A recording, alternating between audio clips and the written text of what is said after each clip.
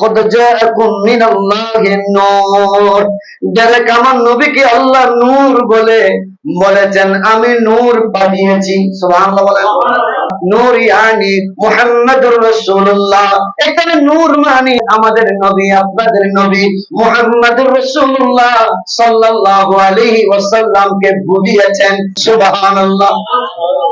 আচ্ছা, তাফসীরকারদেরকে এক জায়গায় রাখি, একটু তাদের মুরব্বীরা কি বলেছে সংক্ষিপ্ত জানানোর দরকার আছে না নাই?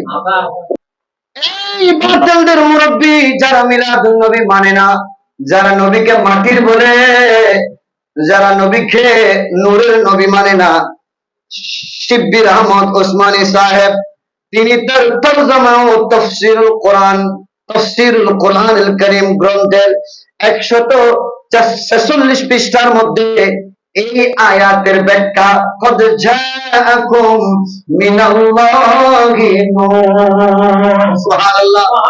এই আয়াতের ব্যাখ্যায় 11 নং হাসিয়া তথা পার্শ্বটিকার মধ্যে বলেন, शायद नूर से खुद नबी करीम सल्लल्लाहु अलैहि वसल्लम। सुबहानाल्लाह। তিনি বলছেন যে নূর শব্দ থেকে নবী করিম সাল্লাল্লাহু আলাইহি ওয়াসাল্লামকে বোঝানো হয়েছে। সুবহানাল্লাহ। সুবহানাল্লাহ। और किताब मुबिन से कुरान करीम मुराद है। আর কিতাব মুবিন মানে কোরআনকে আল্লাহ বুঝিয়েছেন। সুবহানাল্লাহ। আমাদের কথা নাকি তাদের কথা? তাদের মুরব্বির কথা, আমাদের মুরব্বির কথা নয়। আরেকজন দেওবন্দি আলেম রশিদ আহমদ গঙ্গুহি সাহেব এমদাদুস সুলুকের 201 নং পৃষ্ঠার মধ্যে বলে, यही बात है कि हक ताला ने अपने हबीब सल्लल्लाहु अलैहि वसल्लम की शान में फरमाया है, कद जाअकुम मिनल्लाहि नूरुन व किताबुम मुबीन। नूर से मुराद हबीब खुदा सल्लल्लाहु अलैहि वसल्लम की जात है। सुभान अल्लाह। जोरे बोलेन ना। তিনি বলছেন এই কারণে আল্লাহ তাআলা স্বীয় মাহবুব সাল্লাল্লাহু আলাইহি ওয়াসাল্লাম সম্পর্কে বলেন, কদ জাআকুম মিনাল্লাহি নূর।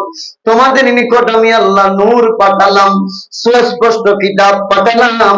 তিনি বলছেন নূর সে মুরাদ, নূর মানে হাবিবে খুদা সাল্লাল্লাহু আলাইহি ওয়াসাল্লাম কি জাত है।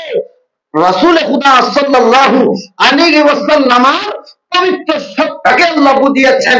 আমাদের কথা নয়, দেওবন্দীদের বড় পীর ও মুর্শিদের কথা, বড় আলেমের কথা।